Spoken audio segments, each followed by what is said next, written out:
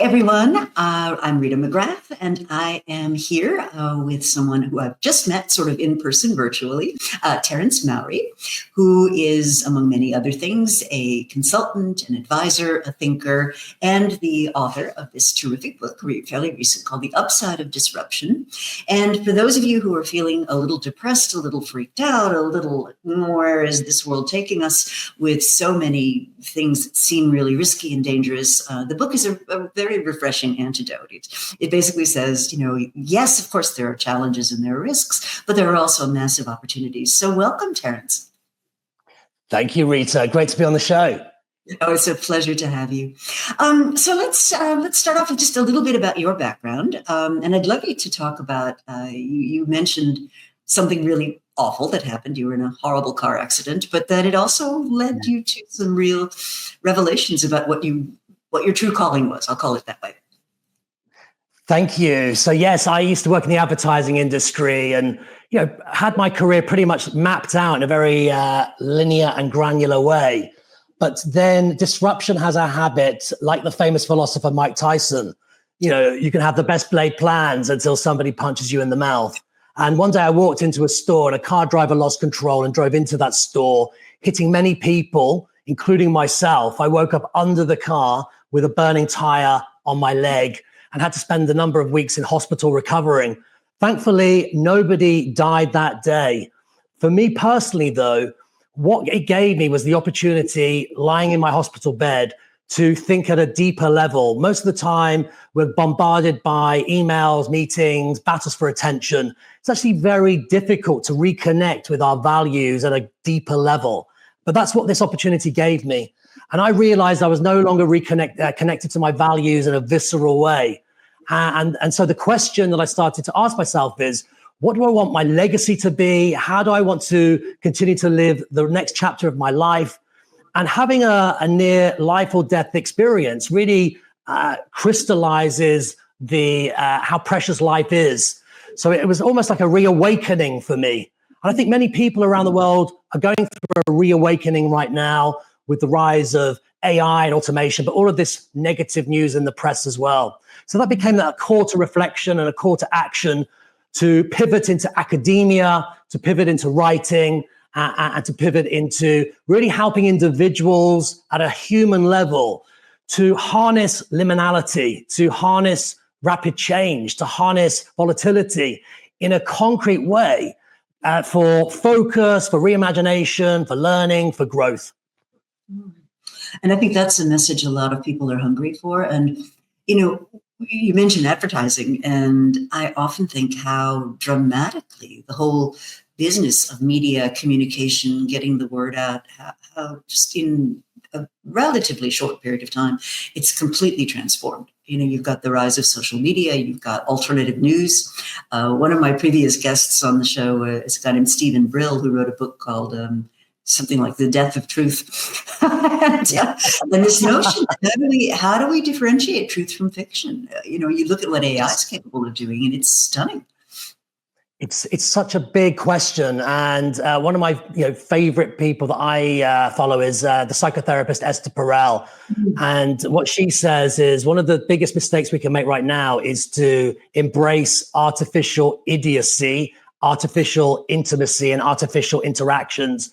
And what we need are three things. We need to go big on truth, transparency, and trust. And I think that's an interesting question, which is how do we harness AI in a responsible, ethical, inclusive way that is aligned and protects human sustainability and truth sustainability?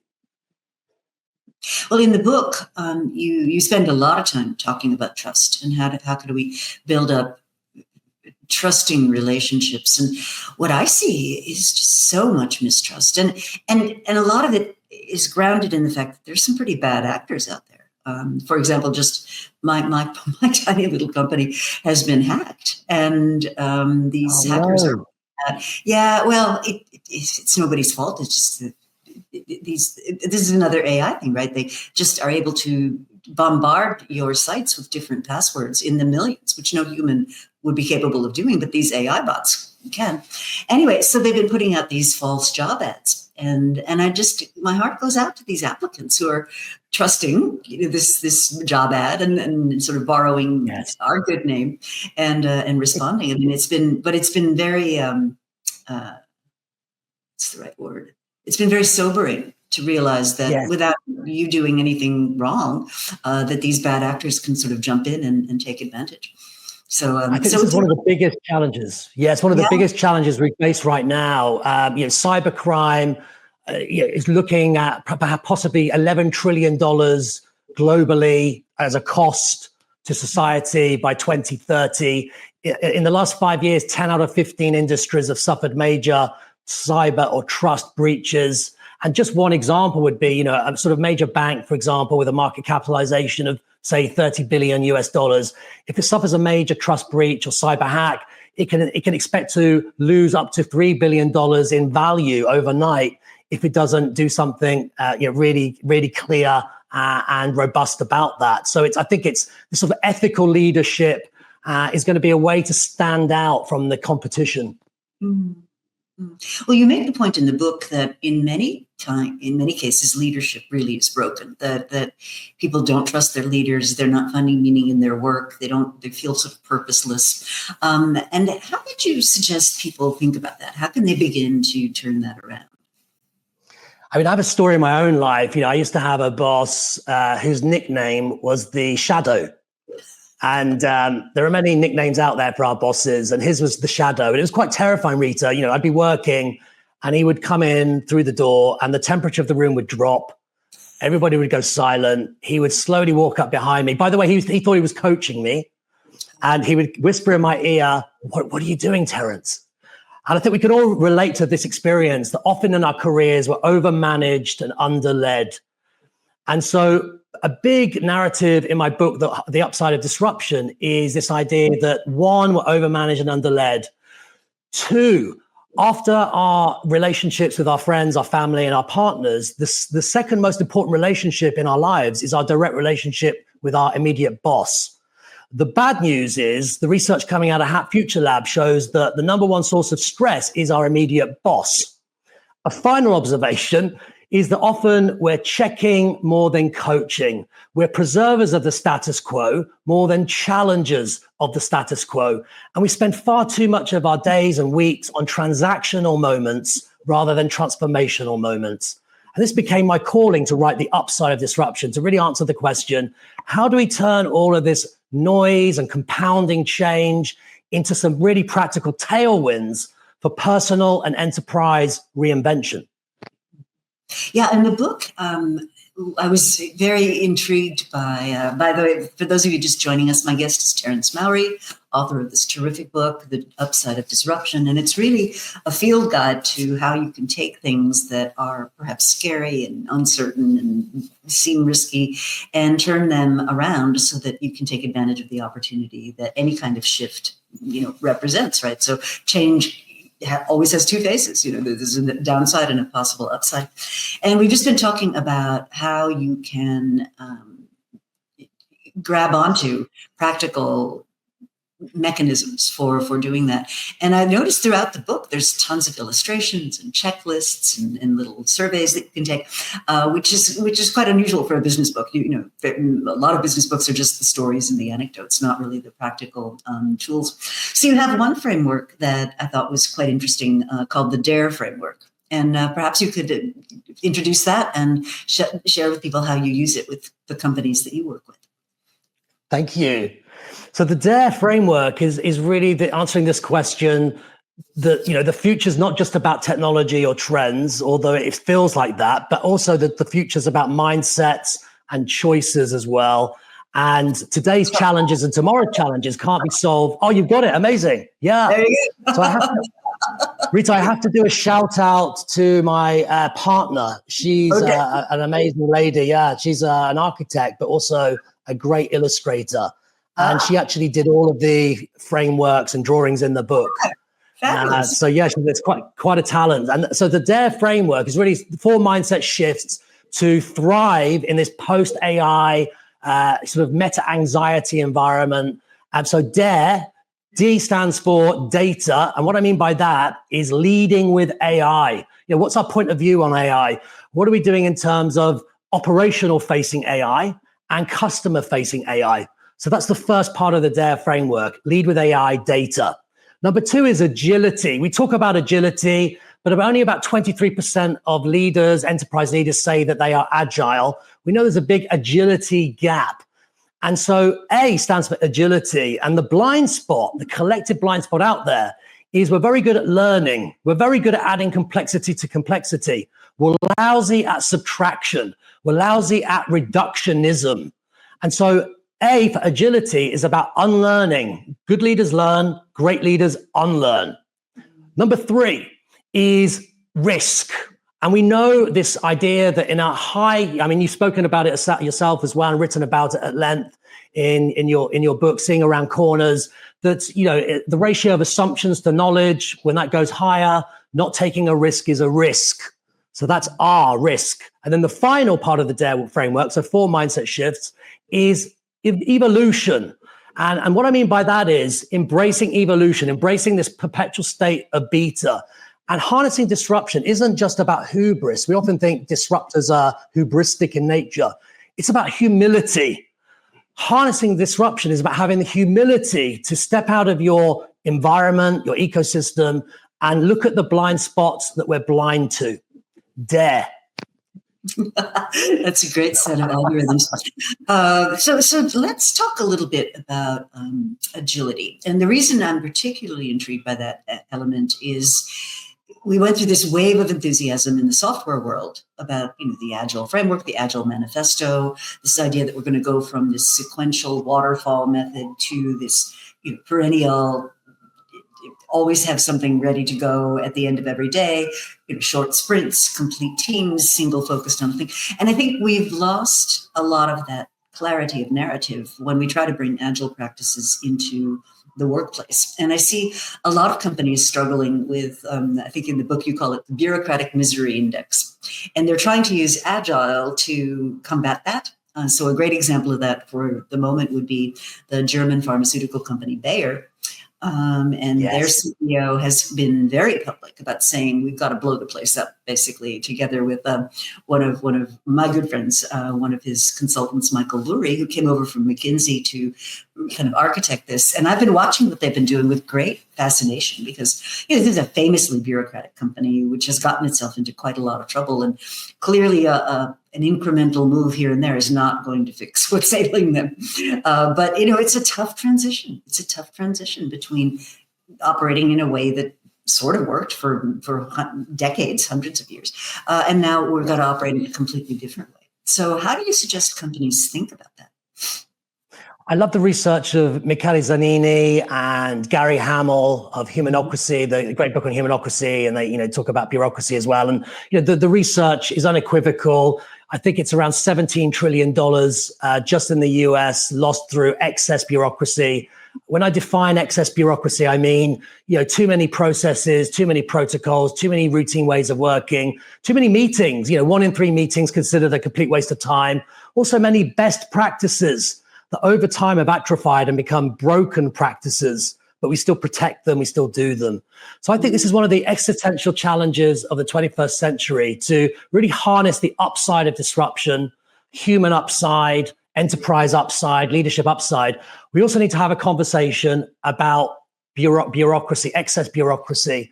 I did some work with Pfizer, for example, and Alberto Bola there, the CEO, introduced an intervention called light speed behaviors.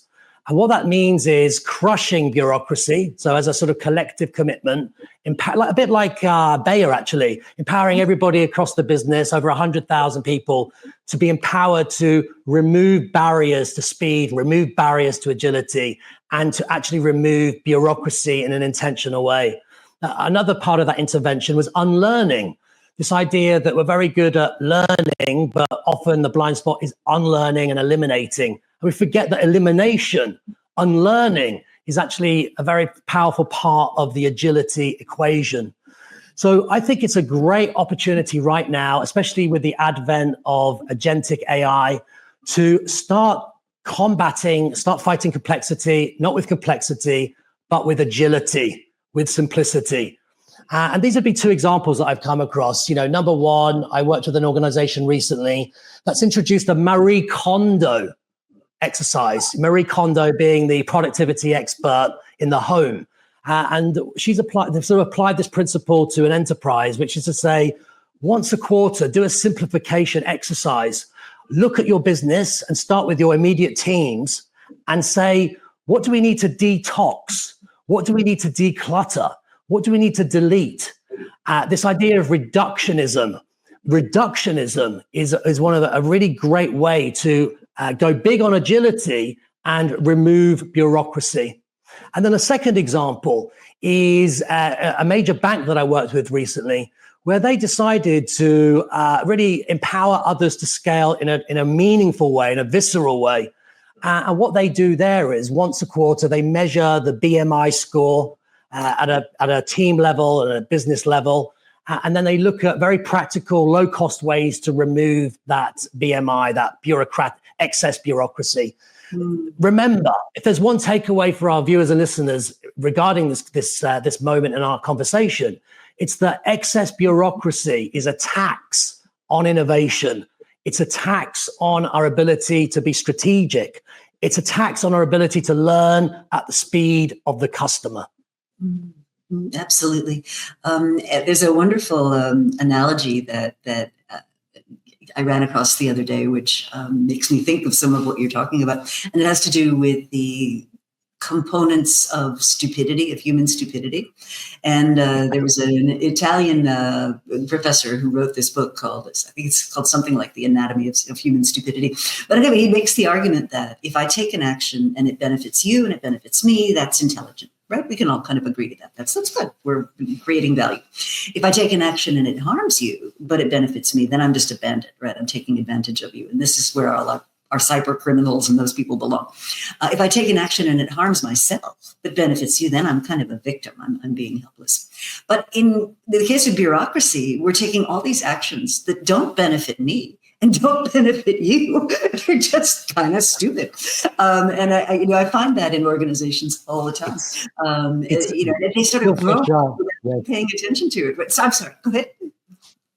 It's a fascinating theme, and I like the research of Bill Fisher as well at Stanford. And he talks about structural stupidity, and we can see in many organizations, and I know that you see this on your travels as well, that often we're rewarding bureaucratic outcomes more than intelligent outcomes, which is crazy if you think about it. I think a really interesting observation recently in the press a few weeks ago was this idea that came out of the news that an AI startup in China, DeepSeek, was able to bootstrap and create a model which was like 100x cheaper, same performance kind of outputs as ChatGPT. And one of the ironies is through the kind of protectionism of chips, through the kind of making it very costly for chips, banning chips in China, what it's made them do is they've embraced those constraints as a kind of way to be more innovative. And I think it's a really interesting reminder to all of us that actually constraints can also be a friend when it comes to innovation. And DeepSeek, the AI startup, is a great kind of real-time example of embracing constraints in a way that's made them a lot more aggressive at harnessing the upside of disruption. And we can all do that. Yeah, I think, you talk a lot about design in the book and the idea of thinking like a designer. And designers thrive on constraints. They love, when you can say, hey, here's the boundaries that you have to respect. But of course, one of the things that creates major inflection points, which I read about a lot, is an inflection point releases a constraint. And it creates this new space that you now need to learn about. And some people perceive that as a threat, and some people perceive that as an opportunity. So let's take your organization. It's called Hack Future Lab. Say, I don't know, General Motors or somebody wanted to come to you and say, we'd love to learn more about this way of thinking. How do you engage with organizations? What a great question. What a great catalytic question.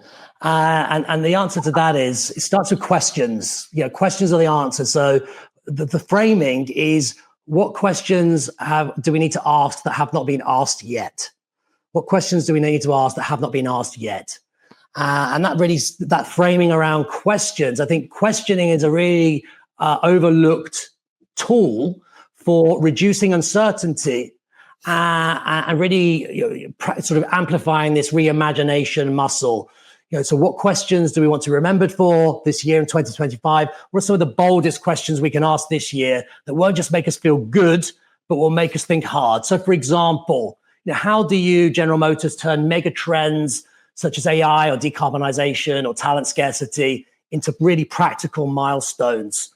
How do we stay resilient when change is the only constant? And what barriers to speed, agility, execution do we need to remove?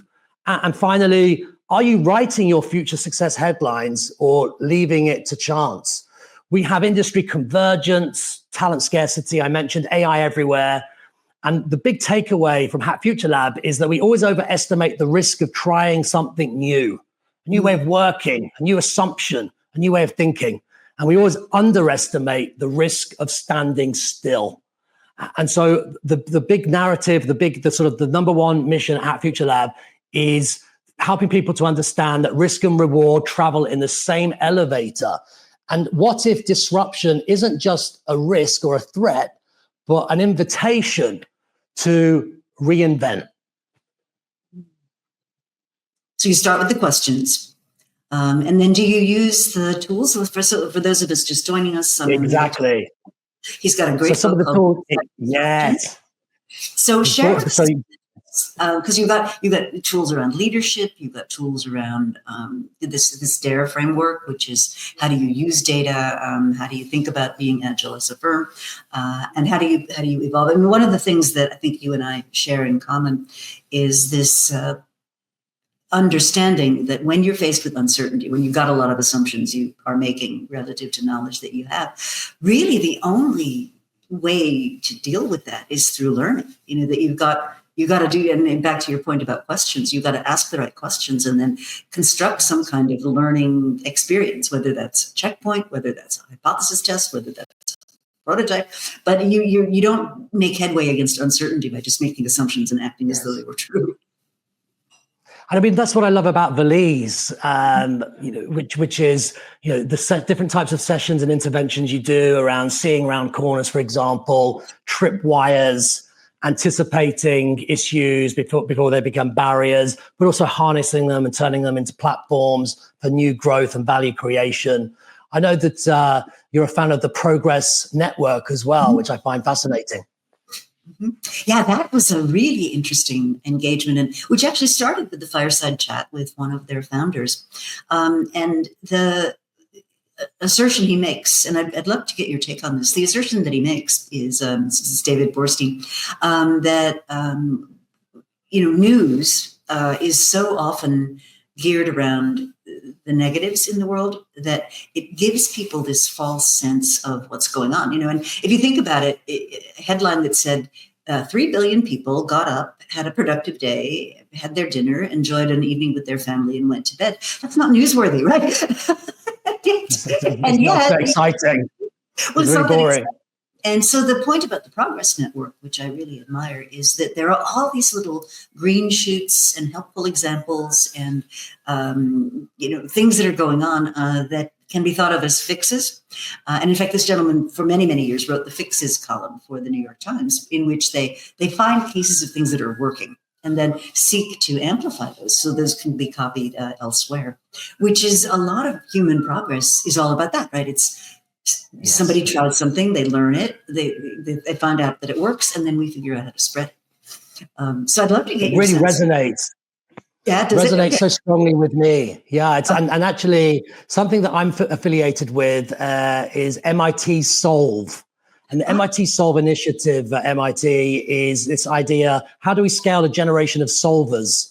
And so every year in May, we have this global pitching competition where folks from anywhere in the world can pitch their boldest ideas to tackle some of the biggest global challenges that we face, whether it's climate risk, poverty, lack of literacy. We get the opportunity to listen to these, not just ideas, but actually invest and scale them. So one example is somebody called Emma Yang. Her grandmother was diagnosed with dementia. Every 7 minutes on the planet, according to the World Health Organization, somebody is tragically diagnosed with dementia. And for Emma Yang, she decided to do something about it. She harnessed AI and created an app called Timeless, which uses geotagging, facial recognition, many other kind of tools to help the grandmother stay reconnected with her memories, to stay reconnected with who she is and her identity. Since the inception of Timeless, over $1 million has been invested in this business. And this is why I say this is not just the age of disruption. This is the age of possibility. This is the unlimited age where the only constraint is our imagination. I love that. That's absolutely amazing. Well, I think if we think about the positives of AI, one of the things that I think is true is a lot of our really intractable problems, which are just beyond the ability of any given human brain to comprehend, now become something we can harness these very powerful AI agents to be thinking about. So you think about climate change and some of the things that for most people that it just feels hopeless, right? It's like, what can I as a person do? Okay, maybe I can recycle and maybe I can compost. Relative to the magnitude of the harm to the planet, it feels like so little, right? But I'd be interested in your thoughts on so when do human societies, when do human organizations take action? And I have an idea about what makes it easier. And so the thing is, first, there's a clear story. So the example I would use is the hole in the ozone layer, right? So back in the 70s, these scientists who were very painfully, it began with a transcription from a analog logs to try to get them digitized. And so this one scientist was very, very patiently and painfully going through these analog paper notes, which had been taken of measurements down in Antarctica of the atmosphere. It was an atmospheric scientist. And as he was going through these notes year after year, what he realized was that the density of the ozone layer was getting more and more narrow. Now, here's where it gets interesting to me. The scientists could have put this in very scientific language. They could have said, well, the anthropological, degree thing has been, and people would have just gone, bleh. Instead, they said, there's a hole in the ozone layer. Now, any normal person can understand what a hole is, right? So they put it in language people could relate to. The second thing that was valuable in that case was they also found a villain. And the villain was chlorofluorocarbons, these molecules that when they got into the atmosphere would bind with the ozone layer in such a way that it caused the ozone not to behave the way it was anymore. So there's a villain, right? And then they got the word out about that. And every government there, and there's a small group of gentlemen that led this charge, every government in the world signed this thing called the Montreal Treaty, Montreal Compact, and began to commit to putting rules out there that would reduce the production of chlorofluorocarbons, much to the dismay of the industrialists and companies that were making a lot of profit on this. But to me, this is the recipe, right? It's a clear story people can understand. It's a clearly defined villain. It's a course of action everybody can kind of get behind. And then it's a sort of a systematic follow through on that. And I think with many of our larger challenges with AI, we have the opportunity to put in place those building blocks for large scale change if we play it right. I mean, this is what excites me. And I think this is where we have to put the optimistic, constructive, optimist hats on. I saw a report this morning from the World Bank that's been experimenting on learning outcomes for children lacking literacy in Nigeria. And over a 3-month period, they achieved learning outcomes 8x faster than they would just by teaching alone, by using ChatGPT. And so the implication of that, when you start to look at the ratio and the speed to learning and the speed to competency and the speed to skill, they were able to get to a high level much faster than they would just through traditional classroom training. That's just what we're just remember, I think here the key takeaway for me is this is the slowest AI will ever be. So when you look at it, frame it that way, it truly is incredible and exciting. And yes, it carries many risks. We know that. The SEC talks about misinformation, truth weaponization. disinformation, market risk as well.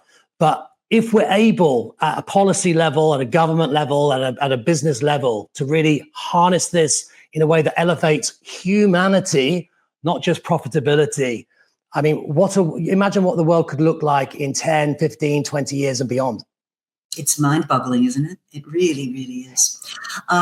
So let's remind me again, this conference at MIT that you're part of, what's it called? Yeah, so this is worth checking out, everybody. It's called MIT Solve. It's an open platform. And basically, over the course of a 12-month cycle, the MIT Solve publish up to 4 global challenges.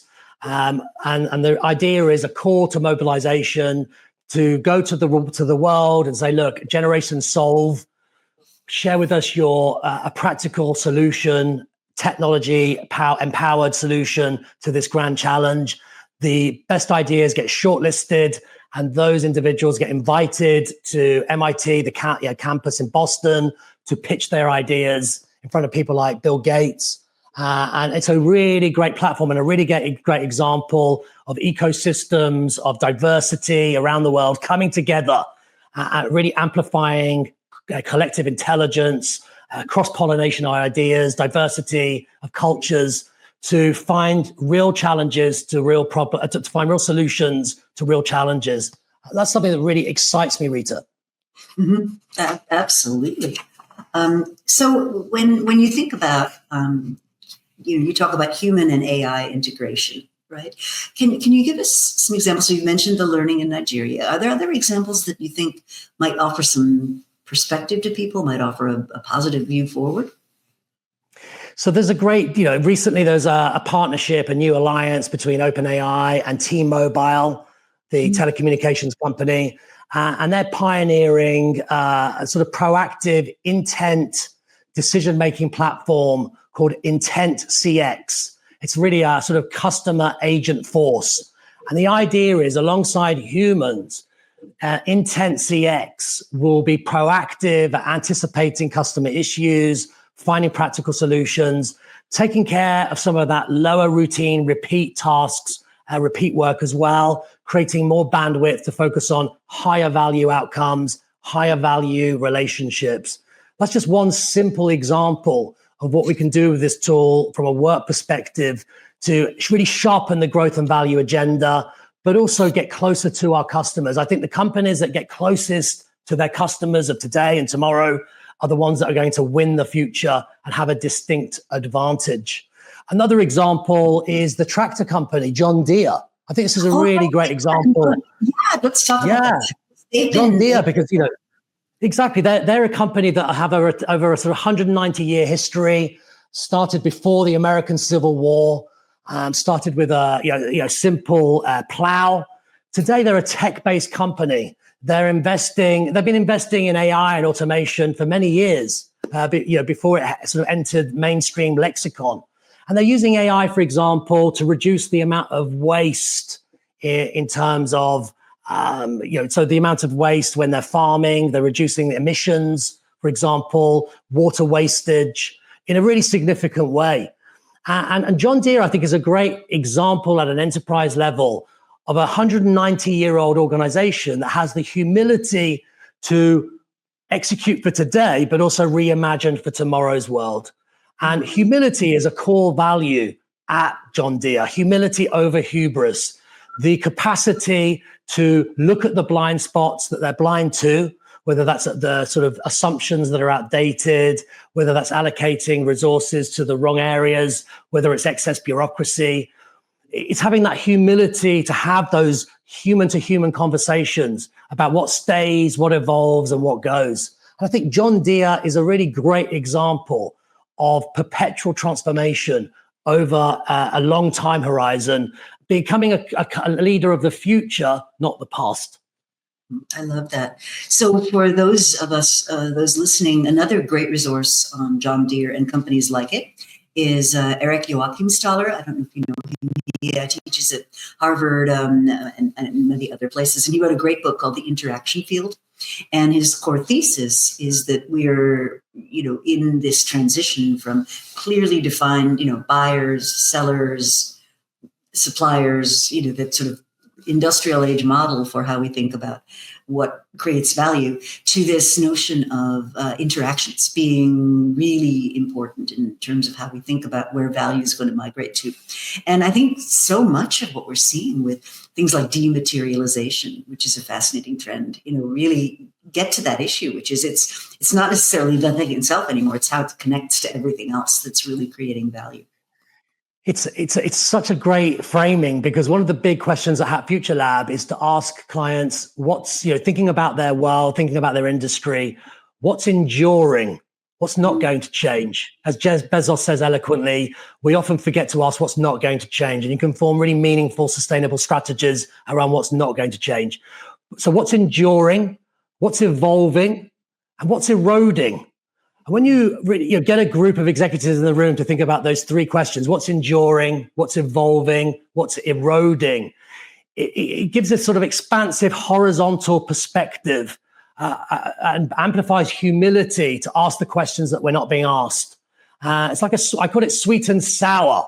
Have a sweet and sour interaction. Talk about the sweet things. We love doing that, but we're not very good at talking about the sour things. So have a sweet and sour meeting and ask yourselves what's emerging, what's enduring, what's evolving. You can apply this to your own role, by the way. You can apply it to the team. You can apply it to your business model, even your industry. Very simple question. But when you ask those three questions with a group of people, it really unlocks new ways of thinking. I really like that. So how do you get people past the fear? One of the things I find, and certainly in my own work, when I say to people, well, industry boundaries are blurring and competitive advantages are getting shorter, and what used to be true in the past may not be true in the tomorrow. A lot of times when you talk to them quietly and privately, they'll say, I don't know how to think about this, and I don't know how to master my own emotions about let's just take the transition from being analog and being perfect in an analog world to things moving to digital, right? Well, a lot of my library, my own experience, what I am really good at, and this kind of picks up your theme of unlearning, but there's a lot we have to leave behind. So how do you help people get past that? Because you seem like someone who's super able to do that, being able to say to people, hey, you can create tailwinds for yourself, even in a situation that looks as though it might be bad news. I had a great conversation with Professor Amy Edmondson, speaking about reframing failure and reframing humility as really core leadership capabilities and making them visceral and visible. And I think it starts with really, rather than going big, going small, going small, and getting people to get comfortable sharing their anxieties. By the way, we're suffering record levels of meta-anxiety, which is defined as anxiety about anxiety. We've got a loneliness epidemic. We're drowning in information. By the way, Rita, an interesting anecdote. I was at the Department of Trade recently, and I had an exchange with an executive, and he gave me his business card. And I looked at the job title, because even job titles are being disrupted. And it said head of uncertainty. What? I've heard that before. It's the first time I've come across a head of uncertainty. And I thought, wow, this really captures the zeitgeist, the moment that we're all heads of uncertainty. The fact that there's actually a job title now, head of uncertainty, tells you where we're at. So I think there's a ton of anxiety out there. And so my approach is really to get people back into the room, to start to get them to get comfortable with high levels of psychological capital, which starts with sharing those fears and not judging, being non-judgmental about that, and recognizing that we all have them. It's the one thing in common that marks us as humans, which is we all have anxieties, we all have fears, we all have questions that we want answering. I think Dan Pink has an interesting approach as well, the power of regret.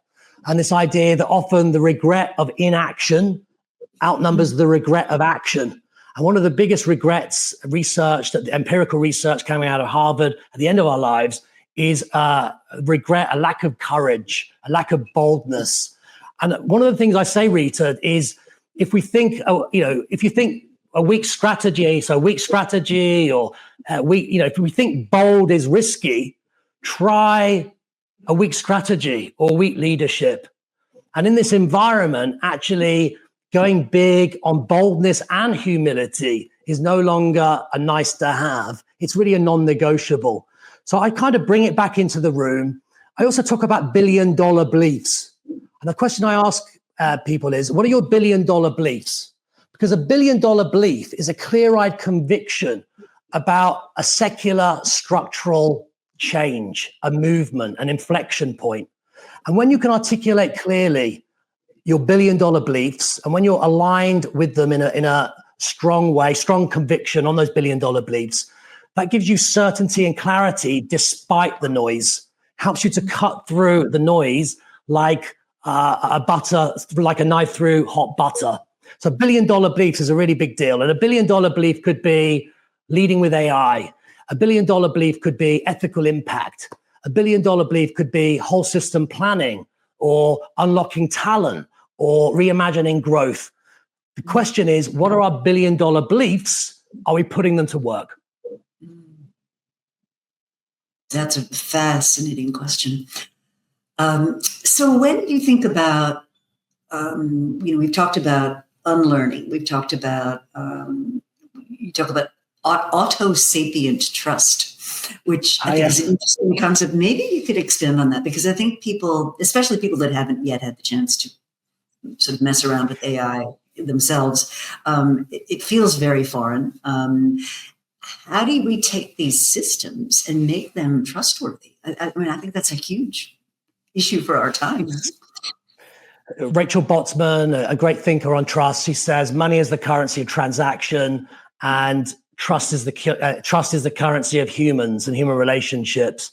And trust is that confident relationship in the future. When we have high trust, it gives us certainty, ideas travel faster. It helps us navigate volatility. It helps us place faith in new ways of working, new products, new platforms, new services. It helps us to make trust leaps into the future. So trust is a really important thing. And we speak about trust a lot, and there's always a danger that these concepts become buzzwords, they lose their specificity, they lose their meaning.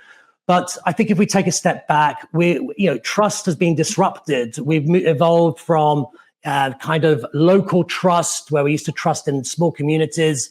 We then pivoted to institutional trust. That's still important, but it's also being democratized, reshaped, dematerialized. We've then gone to a distributed trust, which is, and technology is the enabler. All of a sudden we order an Uber, we go to order our food online, we meet our future partner online. We're now moving to the fourth iteration of trust, which is what I call auto-sapient trust. And what that means is, in the very near future, and it's already happening now, it reminds me of Ernest Hemingway, how does it happen? Gradually, then suddenly. We're at that inflection point. Auto-sapient trust is all of a sudden, we're all going to have our favorite co-pilot. Perhaps we're going to make it ourselves. It's not necessarily going to come from one of the big tech players. We're probably going to co-create our own chatbot. And that chatbot will become your confidant, your curator, your co-strategist. Auto-sapient trust is really trust in that chatbot, that personalized chatbot. And so the opportunity for enterprises is, and the way to look at AI is AI becomes the new UI, the new user interface. And when you look at it that way, it creates a whole new set of interesting strategic challenges and opportunities for organizations. Because I think some of the winners of the future will be the companies that are able to scale auto-sapient trust, so that becomes the platform, almost the user interface for everything. And you trust in that particular chatbot. That's an amazing idea. And it's interesting, isn't it? It's what? I'm sorry. It's a really provocative question for our viewers to think about, which is, what is this? How are we going to navigate this transition from distributed trust to Auto-Sapient trust? How do we embed Auto-Sapient trust in our products and our services? And what are we going to do, like you say, to guardrail at the same time, to have guardrails in place for truth, trust, transparency, ethical impact? Because we've seen already that as fast as AI accelerates, cybercrime, digital skullduggery, that's going to accelerate at the same pace, to the point where we will no longer know the difference between reality and unreality. And that's terrifying if you think about it. Well, in some places it's already happening, right? Exactly. Yes. Even at a modest scale, the scam that my little company got put through, where it was this group, I don't know who did it, but posting fake job ads to try to lure people into sending them money. That's at a very modest level. But, you can think about these things scaling, and then you add on top of that the kind of international dimensions. So as we speak, the fate of TikTok, for example, is up in the air, and you've got these regimes. And I think one of the other fascinating things is that institutions always lag what's possible with technology.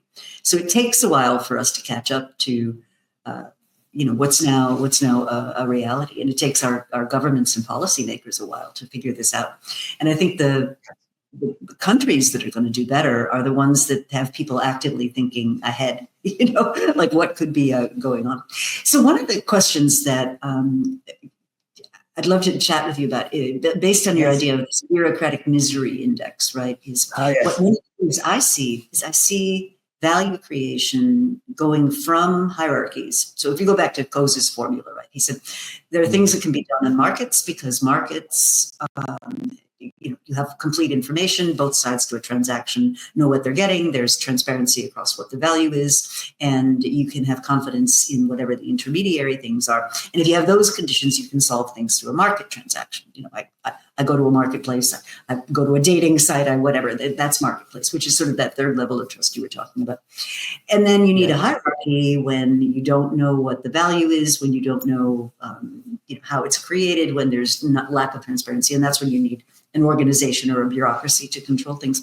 And what I've been watching for a while now is more and more and more of our world is able to be managed in markets of various kinds. And then if you add sentient transaction partners like your Auto-Sapient trust agents on top of that, are we moving to a world where the unit of value creation is either small teams or individuals, and we're all going to be connected in marketplaces, and bureaucracies, as in large organizations, are going to become less relevant as economic players? I mean, is that something you're seeing? I think it's a really interesting theme. And one of the big reflections for me is, perhaps sometimes we forget this, is that less bureaucracy is a strategic advantage. So less bureaucracy is a strategic advantage. You can move faster, you can pivot faster, you can get closer to value creation, get closer to your customers. So that's the first reflection. I think the second is what I call the 3Ds, which is we're at this another inflection point powered by AI, automation, blockchain, energy storage. And by the way, all of these technologies are converging, catalyzing, compounding together. AI is a cross-sector disruptor. It's also an innovation platform in itself. What that means is 3Ds. Dispersed value, decentralized value, disrupted value.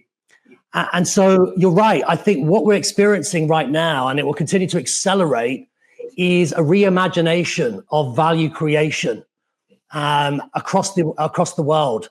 And I think it's going to be really interesting 5 years now, 10 years, to see what types of new companies really manifest to harness this new operating reality.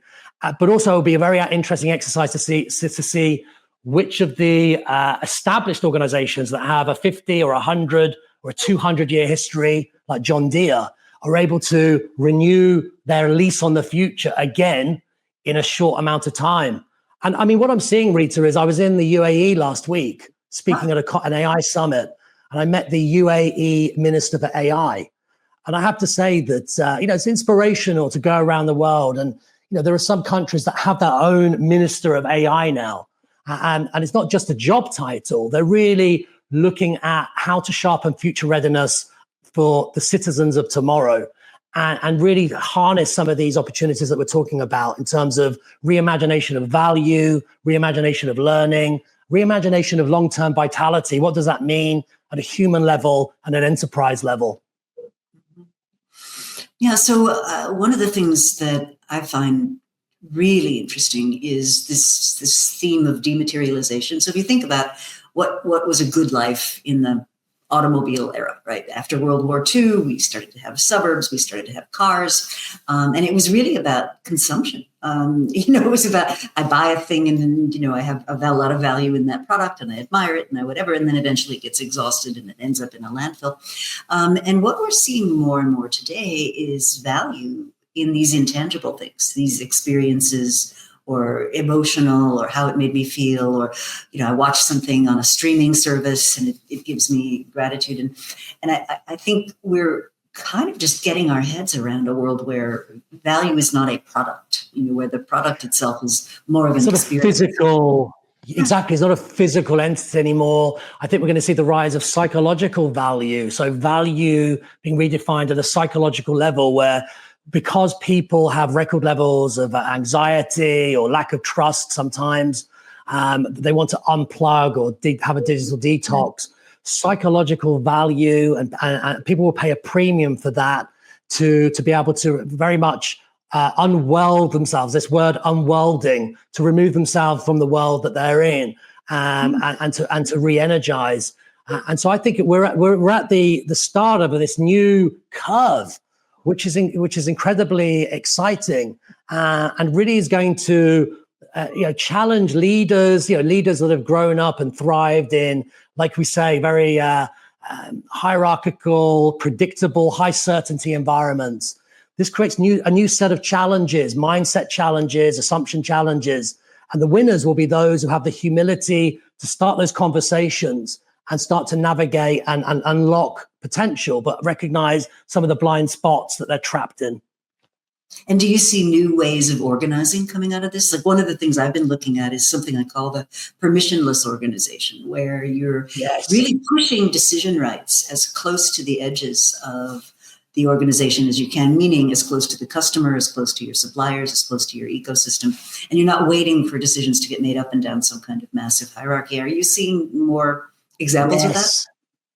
So, for example, Bert's.org is a great example of that, where they, in fact, I think their mission is humanity over bureaucracy, which I love. And obviously, there's the famous Hire in China, and one of the great stories of decentralization there and really empowering at scale was that they were getting lots of complaints from a washing machine that it wasn't working. And so they sent an engineer out to have a look at these washing machines. A lot of washing machines being used in rural China by farmers. What the engineers discovered is that the washing machines were being used not just to wash clothes, but also to wash potatoes. And the potatoes were damaging the washing machines. Now, most organizations would say, well, stop doing that, and your warranty is counseled, and you can't use your washing machine for potatoes. But because they were decentralized, because they really, like we've been talking about, reimagined the workforce and really made the workforce almost like their own empowered, autonomous business units, they were able to iterate and experiment and have a hypothesis. What if this is a new market for us? What if we design washing machines that can also wash potatoes? And that became a real life hypothesis, which a couple of years later elevated $1 billion in extra revenue from washing machines that could also wash potatoes. I think there's a real metaphor there for all of us that workforces are being reimagined. Jensen Huang, CEO of NVIDIA, CES Las Vegas last week, said that we've gone through 4 iterations of AI now. We started with perception AI, so kind of images. We then moved to generative AI, which is content creation. We're now moving into agentic AI, so working alongside agents, AI-powered agents. And the next iteration will be physical AI. And so what I mean by that is robots. Yeah, there's some super fascinating. There's a company called Clone AI, which I came across recently. It's a unicorn, Clone AI. And they're going to launch a clone robot next year, which uses a patented skin called myofiber. It's human-like. And when you check out this clone AI, it's quite unnerving how realistic it looks. And again, this is the slowest and worst model that we'll ever see. From here, only goes more exponential. Clone AI. That's fascinating. Yeah, the idea of robots, there's some fascinating work coming out of MIT where they've solved some of the really difficult computational problems and around things like connecting two fingers, which is child's play for humans, but very difficult for robots. So, dexterity, yes. Has there been any big surprises for you since the book came out? I think it's really a it's a confirmation that we can't take anything for granted, that we have risks on risks, uncertainties compounding uncertainties, and actually that is the new norm now in a very real way. So compounding, catalyzing, disruptions, shocks upon shocks. But there is an upside to that. There's a significant upside to that as well. Taking a contrarian perspective, asking the questions that aren't being asked is a really powerful metaphor. And also taking inspiration from nature. I've discovered that, there's two types of bees. So in a bee colony, around 70% of bees really have what's called exploitation mindset. So they harvest the pollen. And they're hardwired to just do that. And so they have a very optimized model, 80%. And that really, those bees ensure certainty for today's world. But around 20% of bees, Rita, ignore that. They ignore, when the bee does the waggle to say, I found pollen, around 20% of bees actually ignore it. They ignore that and they go and do their own thing. And the idea is, sometimes ignorance is a superpower as well, because those 20% of bees are exploring the future and ensuring that, like real life, we don't overexploit our resources to the point of becoming obsolete. I think the next iteration of leadership for me, which excites me, is taking more inspiration from nature. Nature, the more I look at nature, the natural intelligence of nature, imagine how bees have worked out, let's do 80% exploitation model and 20% exploration to ensure we execute for today's pollen, but also find new sources of pollen for tomorrow's world. Incredible. That's amazing. That's amazing. Well, Terence Mauri, thank you so much for spending time with me. We've been talking about his great side of disruption. And you run an organization called Hack Future Lab. Presumably you have a website and people can find out more when they go visit there. And thank you so much for spending the time. I appreciate it.